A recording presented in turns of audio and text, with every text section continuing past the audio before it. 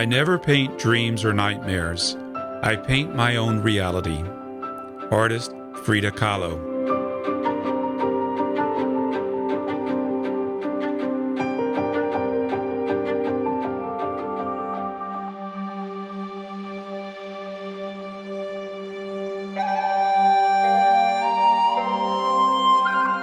This is The Artful Painter, art lessons for artists, collectors, and people who love arts. Kim Lordier is an extraordinary pastel painter whose works are cherished by collectors from around the world. Her path to becoming a full-time painter took flight in unexpected ways. Beginning with earning a Bachelor of Fine Arts degree, she became a flight attendant. Soon, though, she returned with firm resolve to making fine art her life's work. For the first 2 decades of her painting career, she focused primarily on the landscape, both from life and in her studio. Filled with rich color, her landscapes demonstrate her unique spirit of mark making. In time, her love of horses began to fill her paintings. Fascinated with the strength and grace of the horse, Kim conveys their power and gentility by painting them in their surroundings. Kim's pastel paintings certainly arrest the viewer's heart with shimmering light, texture, and beauty. Kim Lordier's paintings captures the spirit of nature with her deep reverence and allows the viewer a beautiful glimpse into her artist heart that reflects an inner strength. My name is Carl Olson, and this is The Artful Painter.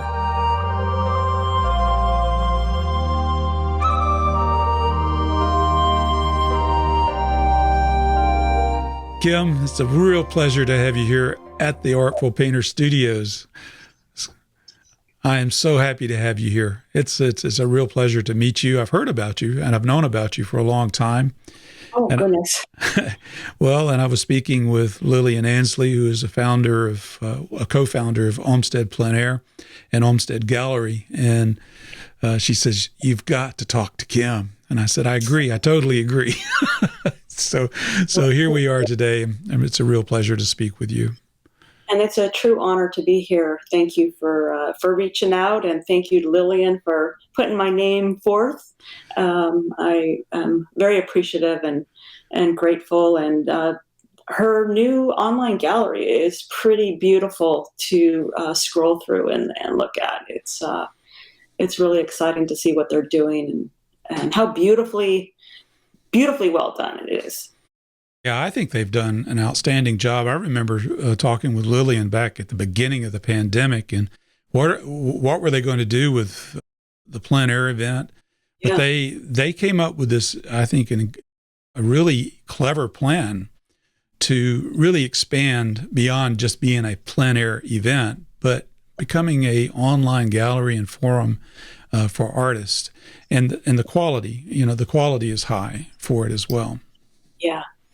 Getting back to you, one of the things that really drew me to you as an artist is your works, your landscape paintings, as well as the paintings that include horses, which is something that's I love, and my oldest granddaughter, she is in love with horses too. So we talk about this all the time. Oh, that's good.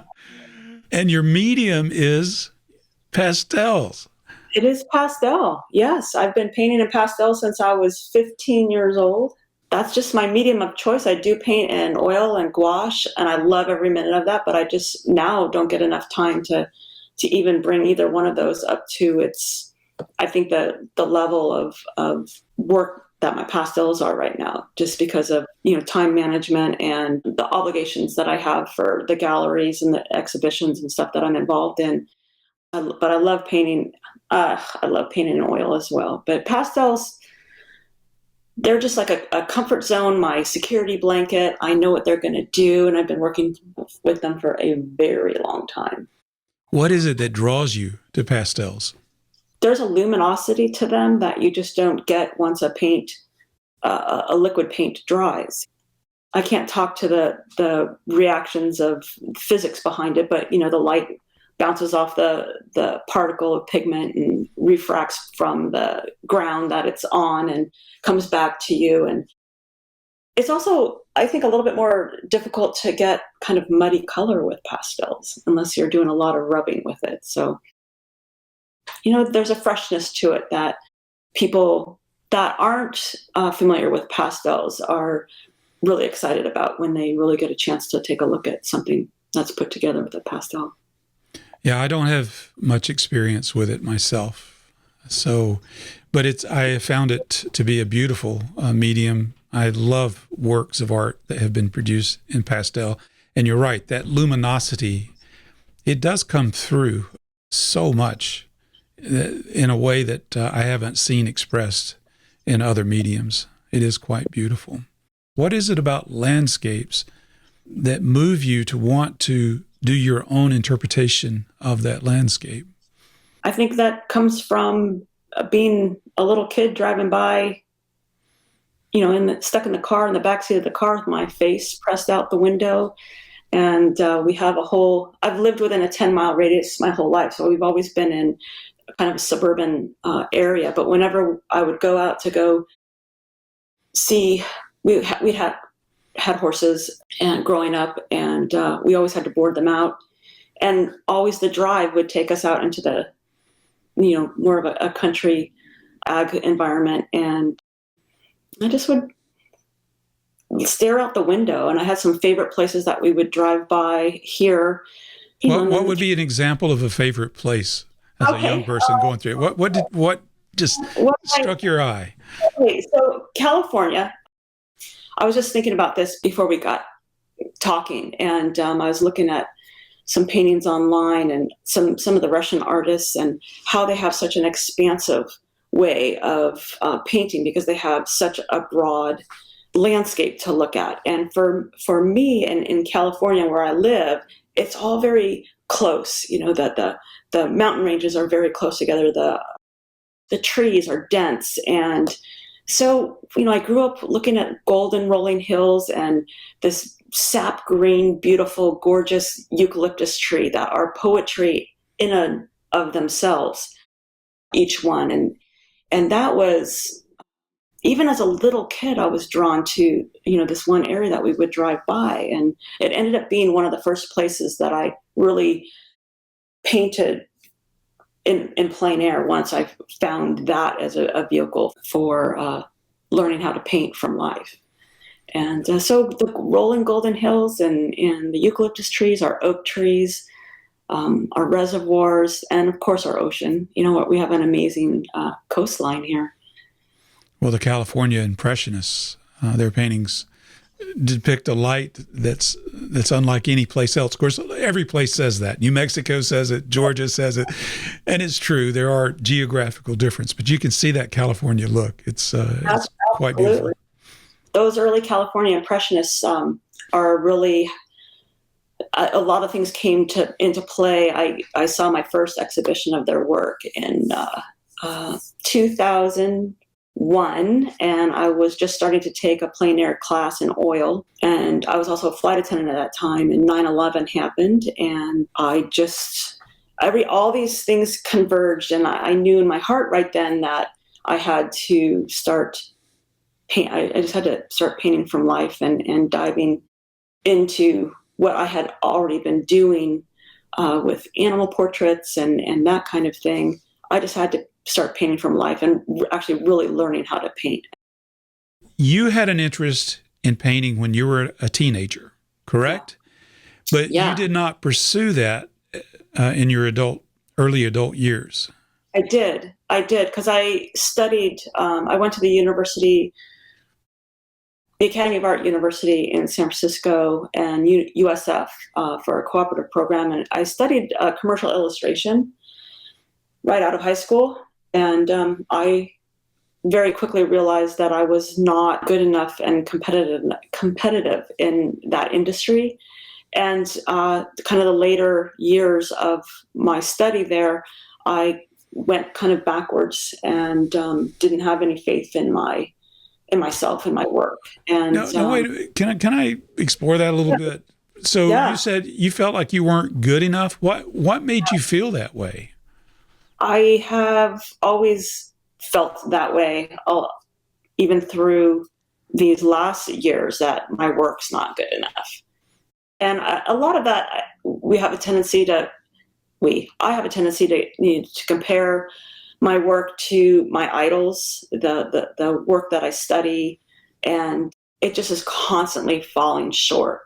But when I was that young, I thought that was me who was falling short, and therefore I wouldn't put forth the effort to get better. And that led me to become a flight attendant. I still did the animal portraits along the way, but it really wasn't until I started painting from life that I really felt the spirit of nature and what I had loved as a kid, all kind of coming together. I allowed myself to fail. I still do, and I embrace the failures in my work now. I still don't measure up, but that's a beautiful thing because it keeps me going. Well, there's humility and modesty in it, but there's also, I think when you corrected yourself when you said we and then you changed to I, but I think you were speaking for a lot of us. So I don't think that was a bad slip up there. I think that's true. I think a lot of us feel that way. Yeah. But I mean, did anyone make you feel that? Was that all internal, or did someone criticize your work and say, this isn't good enough, you gotta up your production here, blah, blah, blah, blah, blah? I mean, how did that come about? Well, I certainly had, an instructor or two in school that tried to push you. They were, and one of my very first workshops I took, his whole motivation was to tear you down during the course of each one of us, to tear you down. And then he would start giving you these gold stars when you started to improve during this, 5-day workshop. And it's still that whole process of, instead of having a true critique and embracing that, I don't know, there's just a way to share criticism that's a little bit more positive than tearing you down.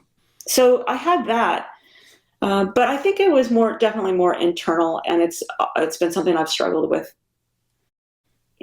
for forever. I mean, that's always been, you're not good enough, and that's. But you still have this intense desire to express yourself creatively. You can't suppress that, no matter what anybody else is saying. No.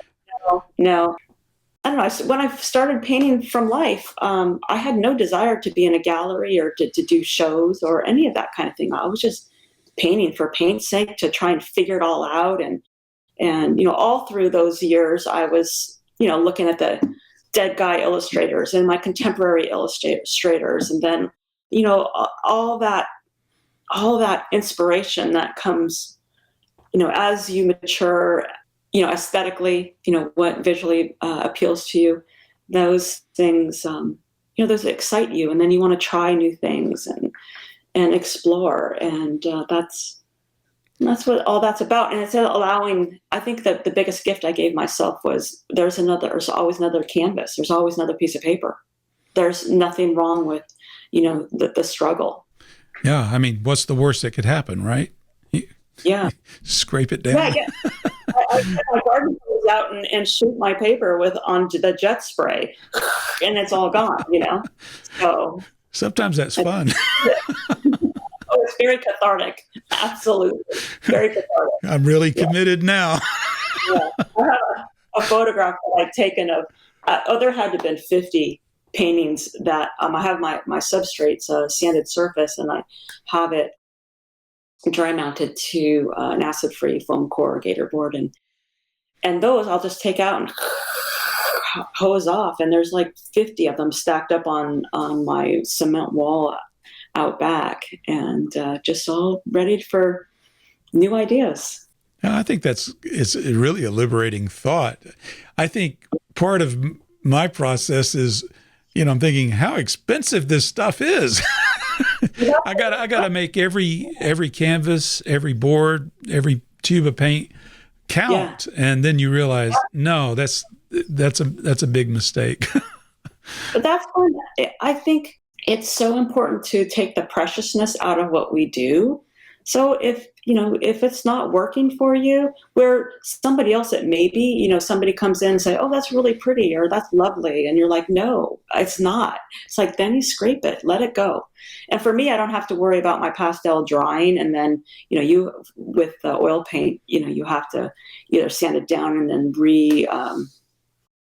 prime it or what have you, or look for, those different, be accepting of the different textures that you get to paint on top of something like that. Just knowing that there's another piece, there's another something to work on. And so I do get to recycle a little bit. It's great to go through the studio and just have at it. You mentioned earlier that painting from life was one of the things that helped. So how did that help? Painting from life. My very first time I tried it was in school, and they took us, the instructor took us to the Palace of Fine Arts, which is this gorgeous, Corinthian columned dome with water fountain and ponds and people, and you try and do that. And it was a complete failure in my first attempt ever. And so I just took that, other than the clothed figure drawing and all that idea of painting from life was scary for me back then. But fast forward, and when I saw this woman give a plein air demonstration, and I saw the early California Impressionist exhibit at the Oakland Museum, it was like, I knew in my heart, this is what I had to do. There was just no turning back. And I started painting from life. And being a horsewoman, I mean, I'd competed and been out on the road hauling horses from the age of 9 into my 40s. So I've always been an outdoors girl, loving being on the road, seeing our beautiful United States. Is we have it's just glorious out there. It was a great meeting of all the elements of the things that I love, and the letting go, just taking it all in, and you just found that your feet planted and grounded, and it feels like you grow roots when you're painting out there, and you bring all that information and memory and the smells and the birds and the wildlife back into your studio. And it's amazing just looking at your studies that you bring in, and it brings you right back to that spot, that time, that moment. There's a spiritualness for me. Mother Nature is my church in a lot of ways. Yeah, many artists have expressed that. They have a reverence for the creation. They're inspired by what they see there. And I think it's a nearly universal feeling among those that are true observers of what they see out there.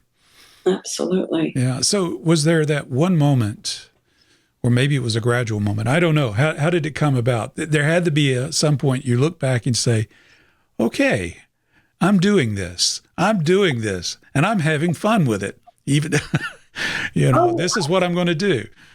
A moment. I remember one when I was studying with I was taking a class to learn how to paint plein air, and it was in oil, even though my primary medium at the time was and is pastel.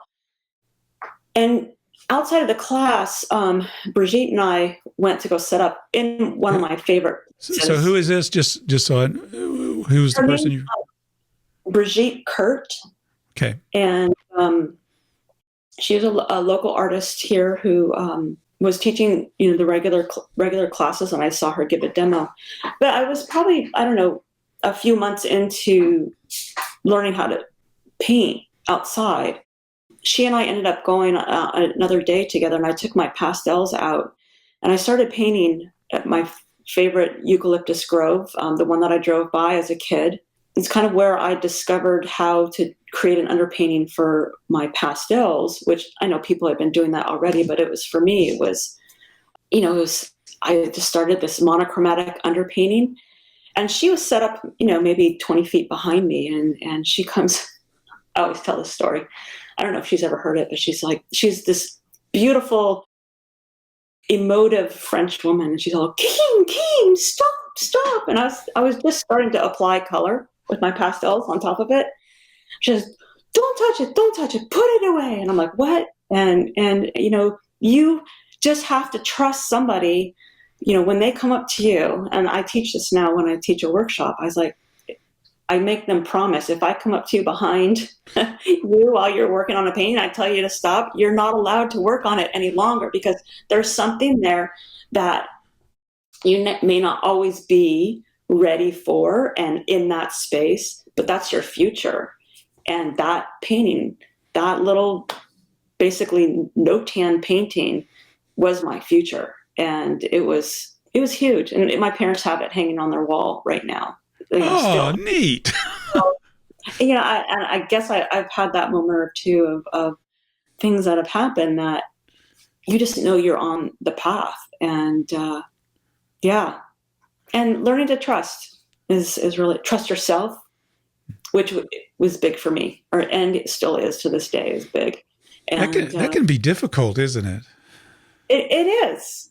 Absolutely. It is. I mean, some people, when all the amazing artists that you've interviewed over the years, they come across with this great deal of confidence and just belief in themselves. And I want some of that, But on the flip side, when you're in that Zen-like state, when you're painting, there's such a feeling of inner trust and faith that, no matter what happens, it's going to work out. And, whether it's the painting itself or, it's more, obviously it's about the process, it's about the continual doing of the observing, taking those who inspire you and taking little bits and pieces that you're like, okay, I see how they're figuring that out. I know it can be done. I'll try a little bit of that and a little bit of this. And, but it's still coming back to your, believing in yourself. And as much as I am self-deprecating, I have an inner strength that I have found that helps push me forward. So I think that's important.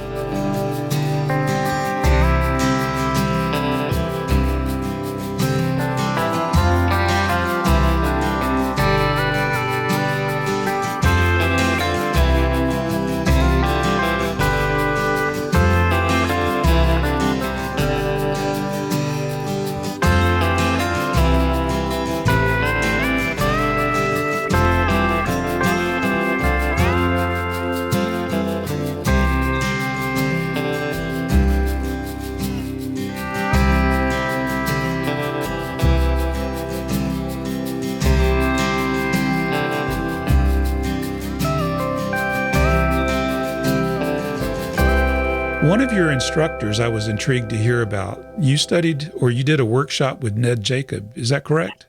I did, absolutely. What was that like?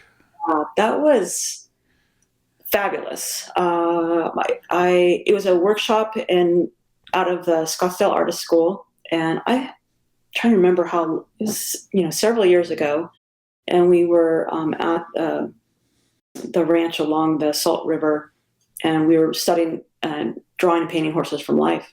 He's an amazing man. I learned an awful lot from him, and I love the thread of history of knowing. Well, first of all, I heard about him first through Skip Whitcomb and Lorenzo Chavez as somebody that they admired, and Bettina Steinke and all that lineage. And I knew at some point I needed to study with him, and especially when I started reincorporating horses back into my genre or into my paintings.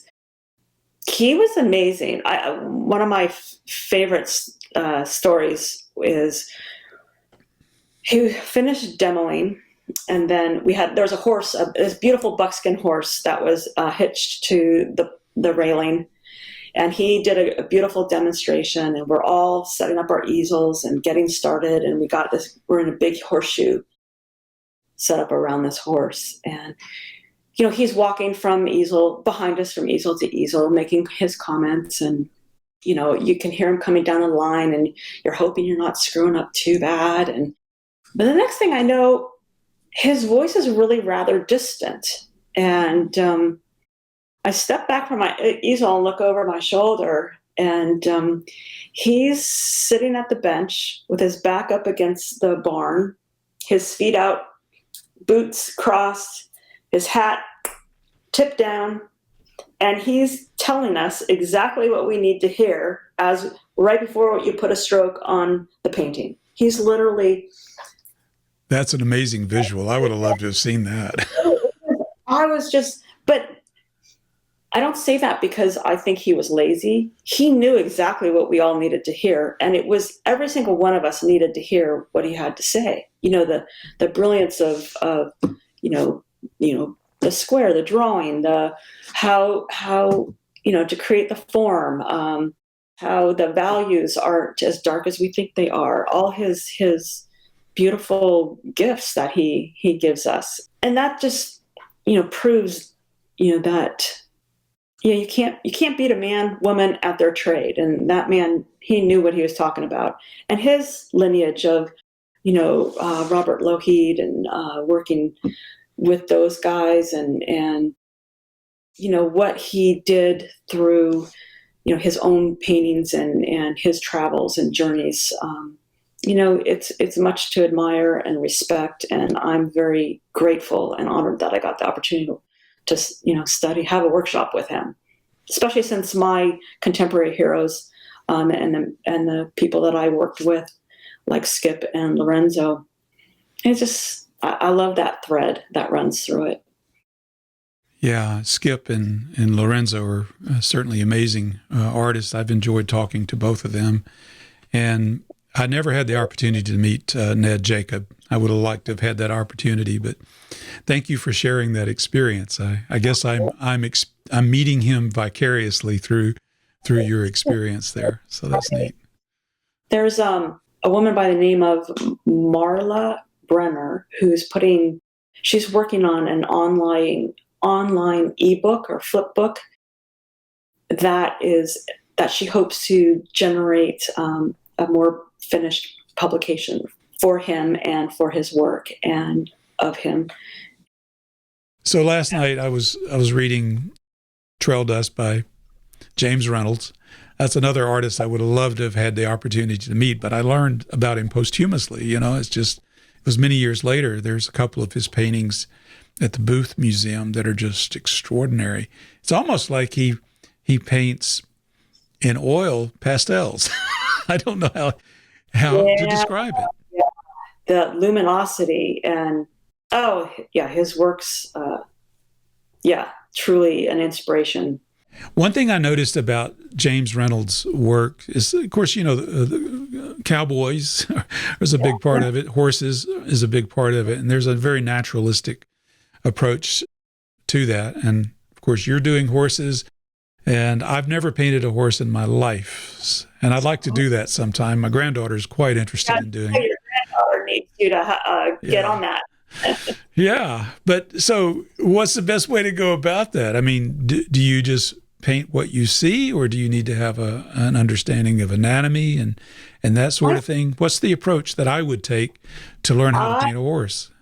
I think it's very important. I think horses are similar to painting the figure and painting, let's say, if you're a marine person, you need to know your ships, your boats, your junkets, your whatever. I'm not a marine person, and I really avoid, when I do paint out along at a harbor or something like that, it's not something that I would ever really show anybody because I'm just not knowledgeable. And I think in order to paint the horse, you still just do it. You just like anything, you just do it.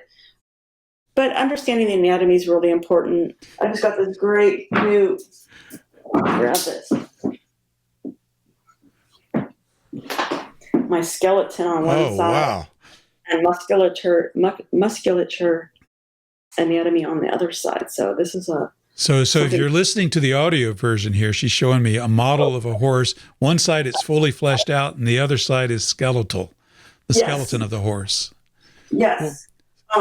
That's was made or was made by a sculptor, Jeff Wolf, who's does beautiful sculptures of horses and wildlife and anyway, he sells those on his website.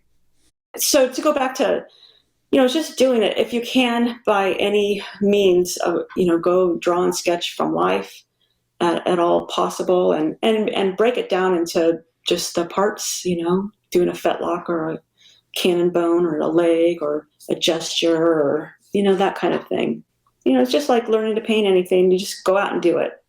There you go. That's it. But if you're like me, who have a terrible memory at times, sometimes I have to have little aids to help. So having that model would be great. Yeah.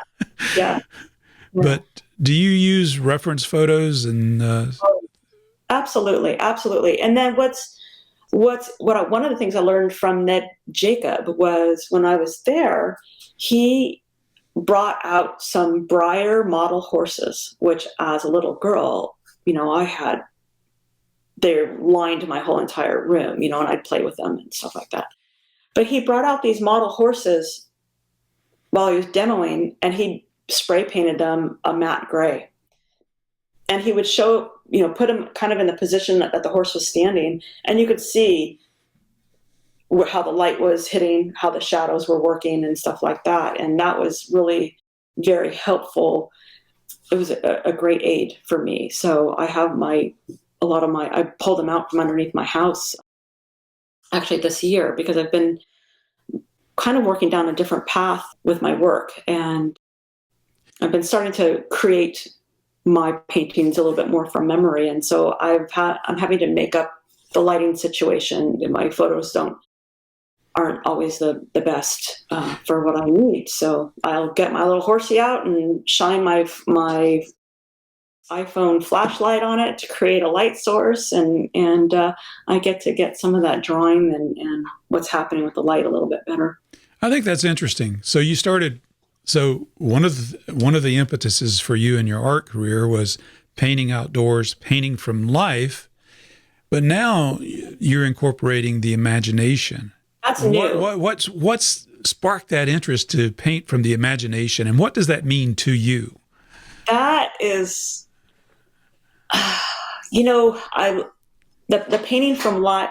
When I was doing the animal portraits, I was laboriously copying photographs, and I think, in large part, while they were good, in large part, early on painting, I would receive or drawing, even when I was little, you get that outside accolade. Oh my gosh, that's so good. And then with the portraits, there was always this emotional tie that, when you gave that piece of artwork of the collector's, dog or horse, there was usually tears involved and that welling up of emotion. So is that part of that, the creating and the giving, that creating and the giving, but it always felt like it was somebody else.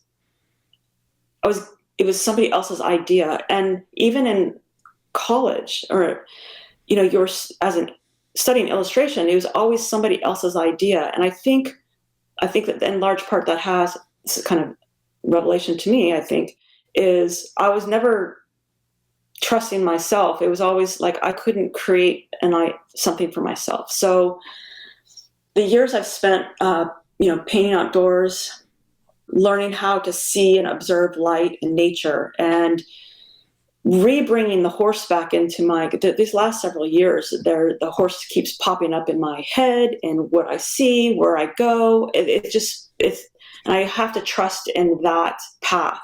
And so I'm starting to follow that. And now I'm starting to create my own world, even in the studio. I still go outside for all that very important muscle memory building and observation skills and what light does to an object.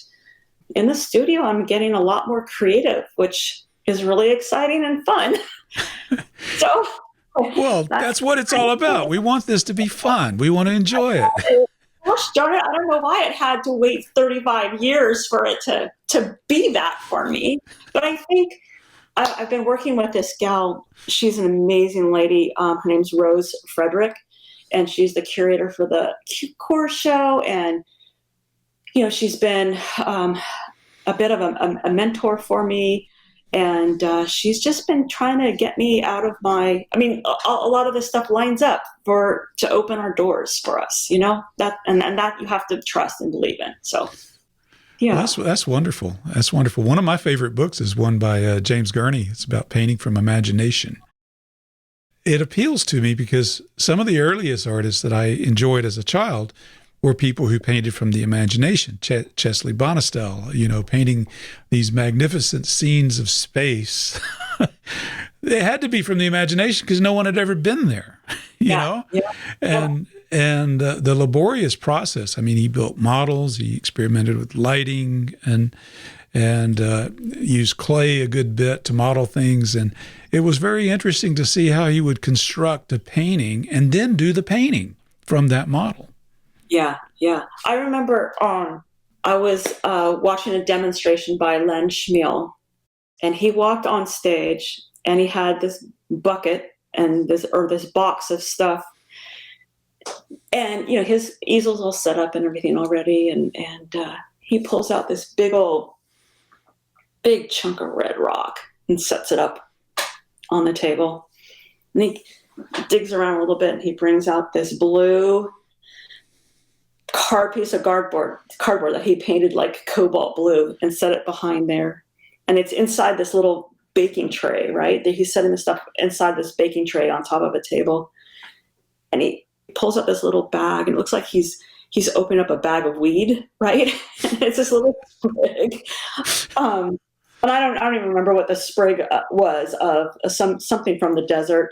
And he sets it up and mashes it between two other little pieces, a medium and a small piece of red rock. And then he takes out this, I think it was a bottle of water or a bucket of water and pours it in the tray. And then he starts painting from that. He starts adjusting the light. So he has a light source and he makes this great painting of red rock and, a little sprig coming out of the cracks and the blue sky. And it was just like that. It's like, you don't have to be out there. If you've done it enough, if you've been out on location and observed and understand it, which I'm still trying to do, that I'll never forget that.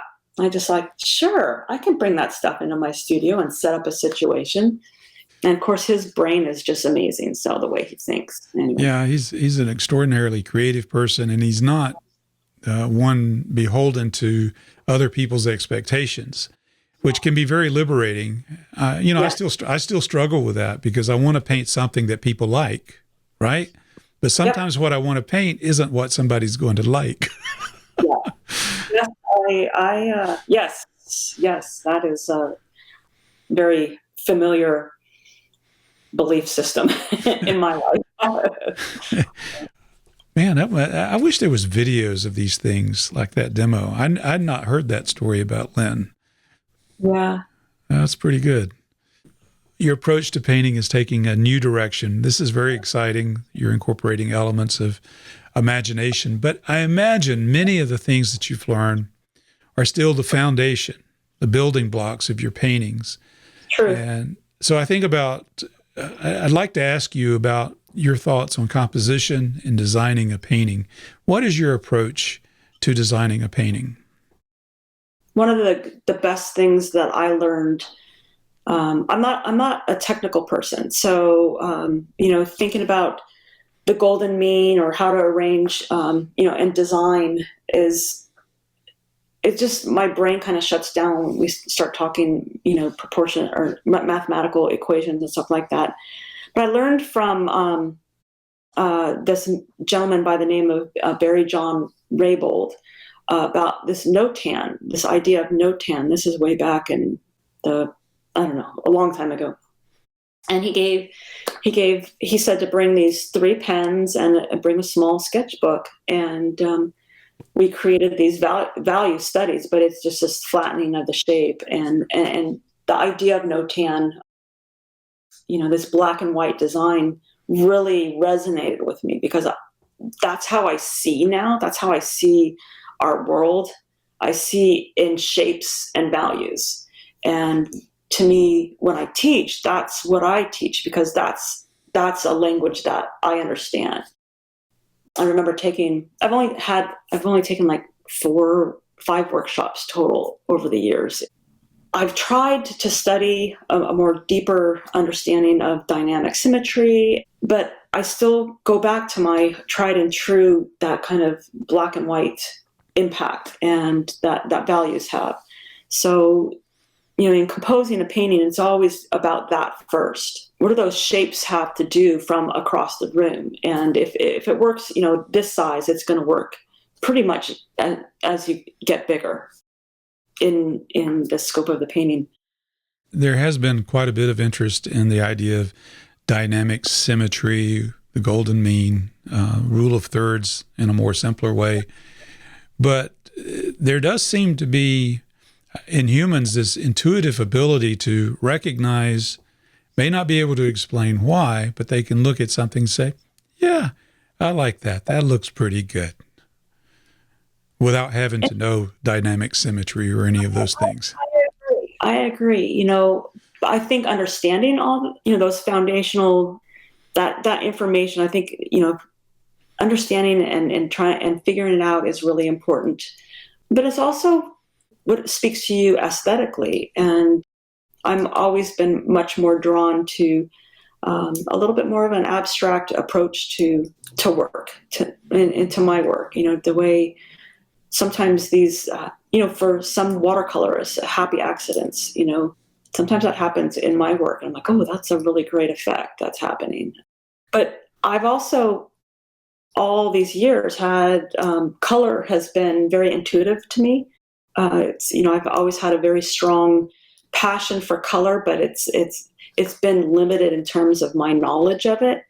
And I've been taking this great class from Skip online through Gabor's Tucson Art Academy, and it's the orchestration of color. And I've learned so much through that, about color chords and the triads and the split complements. And that has been very fascinating to me, because I never, ever took a deep dive into color. And it makes me see color much differently, and being willing to explore other things, which helps lead to some of my work can be a little bit more tonal in its nature, and then it's creating these unusual color harmonies.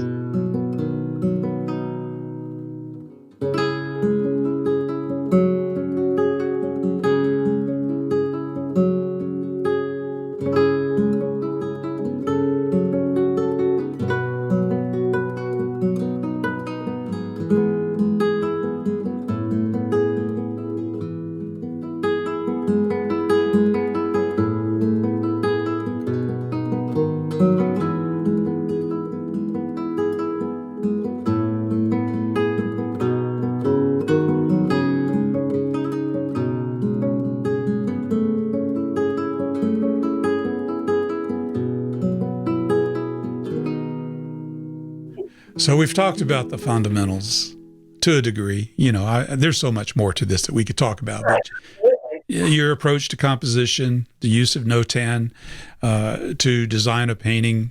But really what it boils down to is, what are you going to paint? What are you drawn to paint? Your subject. You can see horses in a field, but what is it about that field? Is there something that draws you to a particular subject? That's the question. When I'm teaching a workshop, I call it drive-by painting, actually. When drive-by painting. Drive-by painting. When you're driving down the road and you're like, oh no, there's my painting. And then you're driving down the road and it's like, oh, there's my friend Kevin's painting. Oh, and you can see how elements come together to create somebody's personal aesthetic. I mean, when I can see what my friend would be painting. And what happens is this is something that I teach them, that you have to trust in that first gut reaction. So when you're driving and the sun's, it's a beautiful day, it's, the trees, the clouds, everything's coming together. But when you drive by and all of a sudden all those elements come together and then they break apart, and you're like, there was something there. It's understanding what that is from within. That's what motivates. That's what drives that inner excitement, and starting to break that down and understand what's happening there. Yes, it's the light. Yes, it's a beautiful, tree with the light shining on it.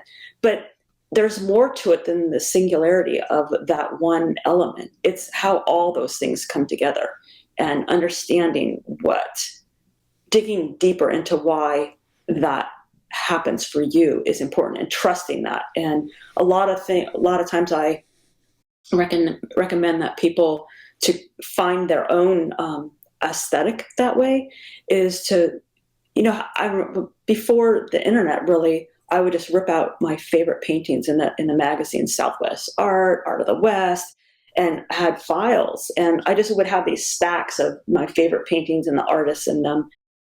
And then with the internet, I started pulling those off and narrowing the focus of my files to, colors, composition, that kind of thing. So I have these inspirational files that I can go to, but you start to see a theme of what you're attracted to aesthetically, which would be completely different than somebody else. And it really happens in real time when you're driving down the road. So I think that's my motivation, is when all those elements come together, I know that's what I want to paint. I want to try to understand. I want to try to get in the head of Kim here, understand this. Okay. So you're talking, you mentioned the aesthetics. I see these things flying around and coalescing into something that's uniquely a Kim Lordier composition here. What are those aesthetics? Are you talking about, textures, relationships? What? More internal. I think the motivation comes from what internally inspires. And when you become aware of those things, you can kind of start to manipulate that. When you're driving down the road and you find a scene that speaks to you, it's not always the scene that includes the highway that you're on. Maybe it doesn't include the barn, but it is the shape of that grove of trees and the hillside and the grasses. It's like how the grasses maneuver into that scene. It's how all those elements come together, whether it's texture, whether it's the light and dark shapes. It can be something that's completely fully lit, and it's still something that's internal to you. So I think it's key to start really seeing and understanding what you're seeing, and ask deeper, why is it? And then you start to find your own motivation versus just being inspired by somebody else's work. Or it's that tapping into your internal aesthetic. What makes you happy? Or on the flip side of that, forcing yourself to do something that maybe you can't find something out there, but if you sit long enough when you're out on location, or you'll find something. I mean, Mother Nature is always glorious in her patterns and shapes. But even when you're just in your studio flipping through your photographs looking for something to inspire, and you're not motivated, and I'm not an artist that says, well, I'm not motivated today, so I'm not going to paint. That's not going to happen. I'm going to still work on something, whether it's, you just got to keep working. But when you're flipping through those photos and nothing's inspiring you, then you set up an exercise for yourself, something that you're going to struggle with and work through, and then that will lead to motivation. When I was young, motivation always came in the form of outside acknowledgement, and I think that was one of the problems that I had, going back to college, or when I was in college, was not receiving that. With the portraits, it was that emotional thing. And then early in my career, once I turned to painting full time and being in galleries, gratefully being in galleries and being in the PleinAir events that I started in, and that kind of stuff, there's a product component to what you do, right? For me. And there's keeping the galleries full, keeping, work that's of quality that you can submit to the exhibitions that you're involved in. That's a way, that's a motivating. It keeps you on track, keeps you coming back to the studio. But I also think when you can tap into your inner, which has been a hard thing for me over the years, tapping into that inner, what makes you happy, that's when it kind of starts to sing and happen, and that can be motivating, and understanding what components go into that, can help with that motivation. There is the internal, the emotional, and then there are the things that you mentioned. I mean, I'm excited when something sells, so that's a high motivation there. That is a motivation, for sure. But I think I mentioned, I'm very grateful for the galleries that do represent me, because when it comes down to somebody pulling out their pocketbook and handing over cash for what I do, there's a sense of, guilt's not the right word, but it's like, ooh, somebody's willing to do that, where they've, labored to have that currency. I've labored, but it's been a labor of love, and maybe not necessarily for them. I don't know. That goes a little bit to that emotional side of that, and so I'm grateful for that. Kim, we're complicated.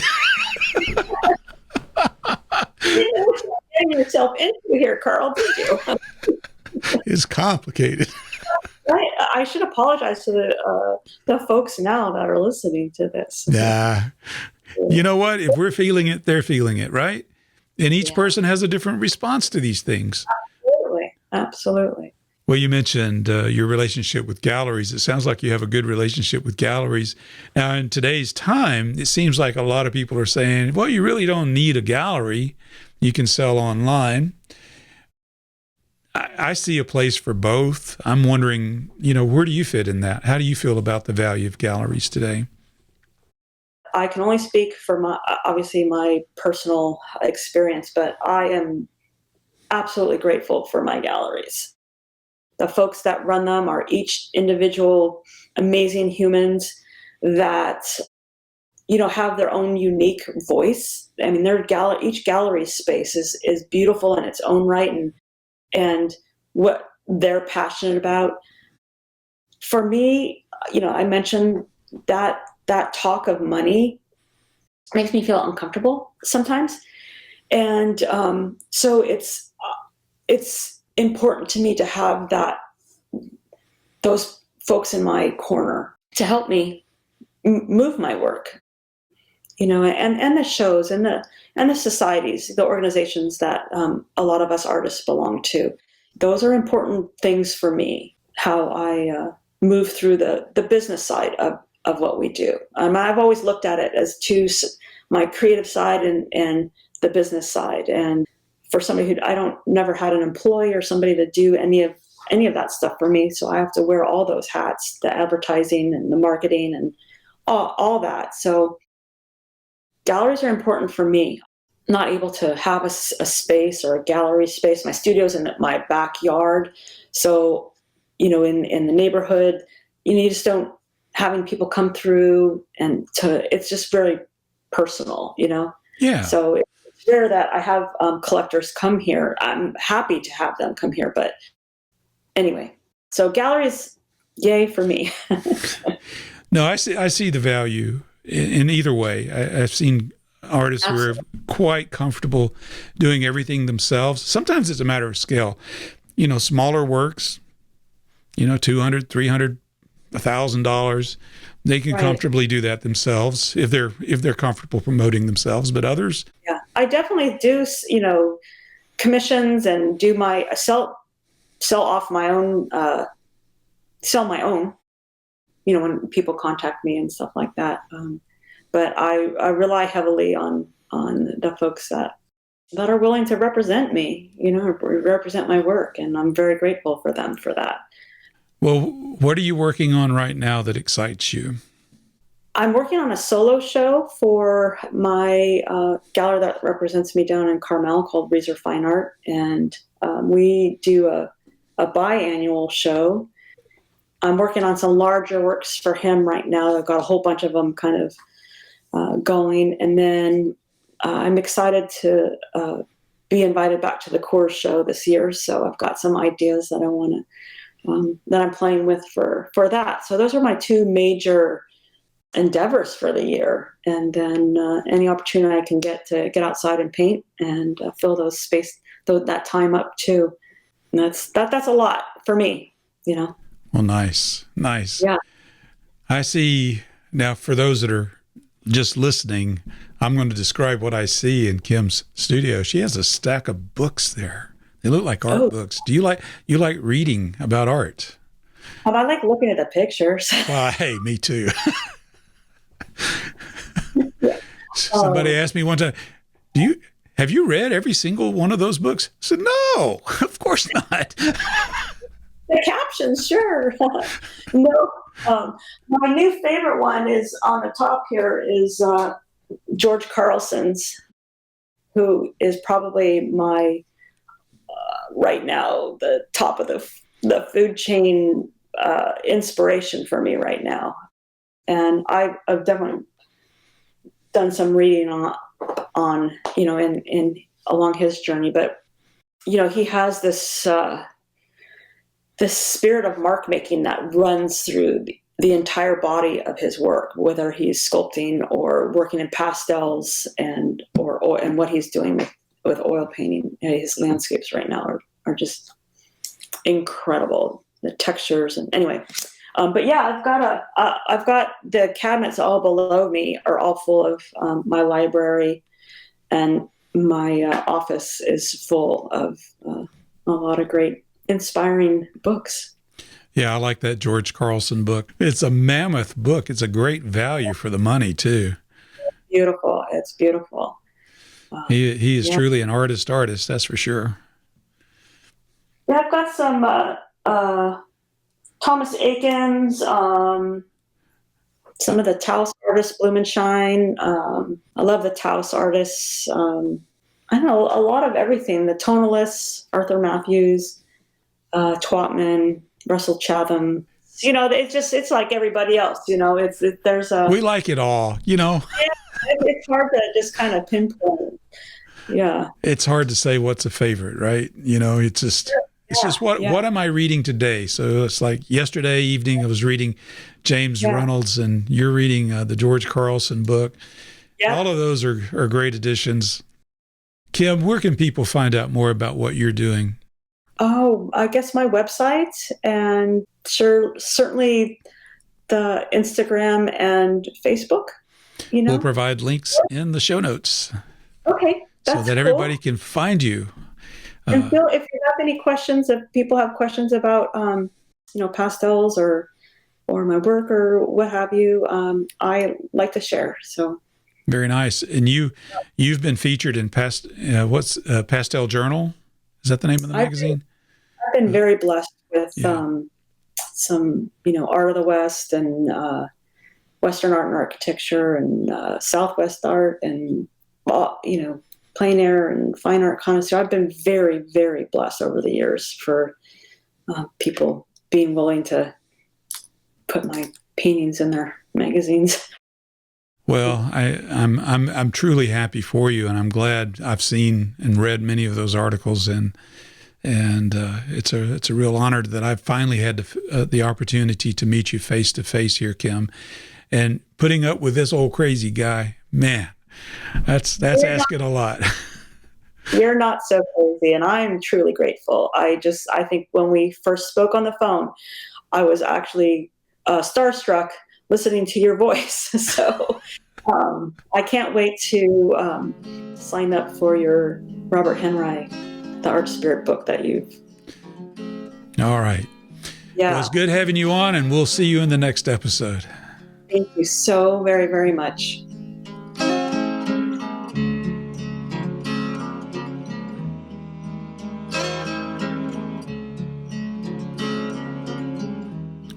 I'm very grateful to Kim Lordier for taking the time to speak with me and allowing me to share this interview with you. It was a very inspiring conversation. In addition to her website, I'd like to encourage you to go check out olmstedgallery.com. You can see some of her work that's available for sale there. But again, thank you, Kim, for being a part of this show. Now I want to take a moment to acknowledge the associate producers of The Artful Painter. These are people who provide financial support by means of their generous donations to The Artful Painter. And it's more than just giving money, okay? I really feel like that title, associate producers, is warranted because, I get emails from them. They're very supportive and encouraging. Many of them contribute on a recurring basis. So it's not just one contribution, but they contribute on a recurring basis. And I feel like they've become colleagues in producing this show. I very much value not only their financial support, but their heartfelt encouragement and involvement with the show. So thank you. So the people I'd like to acknowledge in this episode is, first up is Dan Siegel. Now, Dan is not an artist of paintings. He is an artist, but he doesn't paint. He is a musician. And I've mentioned him before, so that means he is a recurring associate producer. He's contributed yet again to The Artful Painter. He has over 21 albums of music available. I think most of them are available on, I guess, Spotify and Amazon, Apple Music, and places like that. So you can see all his albums listed at dansiegelmusic.com. Again, there's a link in the show notes. Be sure to check that out. His music is very nice. I enjoy listening to his music. My next donor is Priya Gore, and she has contributed to this show many times before. Her website is cariboufineart.com. Amazing work, just absolutely amazing work. She paints these beautiful paintings of birds. Just, they're stunning. So I hope you enjoy taking a look at her website. She lives in Australia. And I'm amazed at what Priya is doing. So thank you, Priya. I always appreciate your support and our conversations. And now I'd like to acknowledge Thomas Brown. You can visit his website at tombrownwatercolors.com. His work is truly amazing as well. So thank you, Tom. I appreciate you contributing to The Artful Painter. And another recurring donor is Vienna Zabo. And you can visit her website at viennazabo.com, link in the show notes. She's been on the show before. I'll provide a link to her episode. She is a great artist as well as an educator. She teaches, and she has some fine resources on her website to help you become a better painter. And then finally, I'd like to thank Amy Evans for her contribution to The Artful Painter. In fact, she left a message on the YouTube video for the episode that featured Brian Buckroll. And this is what she said. She says, "A wonderful episode with lots to think about. Just sent in a donation to keep this quality of podcast going." Well, Amy, it helps. It made a difference. So thank you for that. I really appreciate your words of encouragement and your financial support. If you'd like to support The Artful Painter, all you have to do is go to The Artful Painter, click on the Donate tab, and click on the big green button there, or teal button, and you can just put in whatever you want. But I appreciate what everyone does. There is one other way that you can support The Artful Painter. I have a new membership site that I call Artful Methods, and you kind of get a clue as to what this is about. Part of it is, right now, my focus is on doing performances of audiobooks that are in the public domain that are art related. So there's 3 titles in their entirety that's out there already. I did 10 o'clock, a lecture by James Abbott McNeill Whistler. Now that one's about an hour long, and it's a little different. I do a little commentary at the beginning, and then I do a performance. I reenact the lecture given by James McNeill Whistler. You might enjoy that. I'm not sure how accurate it is, but it was fun to do. And then The Art Spirit is my first complete audio book. It's about 9 hours long. Really enjoyed doing that one. And also, I just finished. And all the chapters have been published and are available in my membership area. It's Landscape Painting by Burge Harrison. It's a little bit shorter book. It's about 4.5 hours long. Burge is a contemporary of Robert Henry. And in some cases, they agree. And sometimes you kind of get the sense that Burge Harrison has taken a few little pot shots at Robert Henry. So just like all of us artists, we all have our own opinions about things, right? But it's fun to listen to. I don't necessarily agree with everything that Burge Harrison says, but there is a lot of good information there. So take it with a grain of salt. There is a lot of good information in these old writings.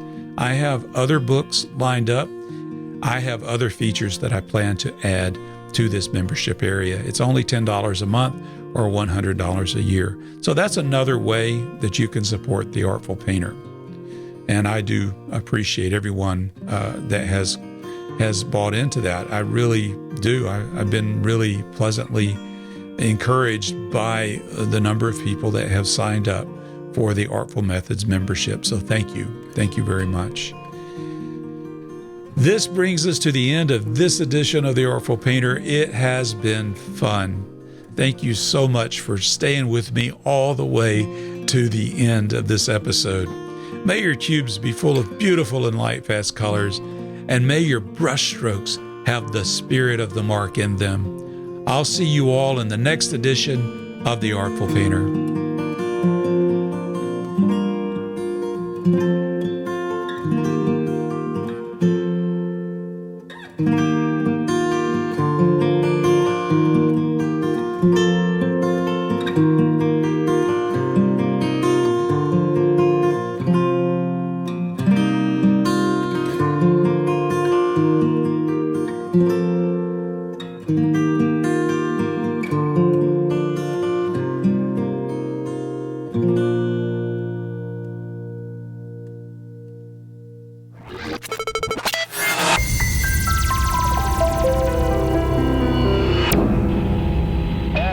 Picture on the TV.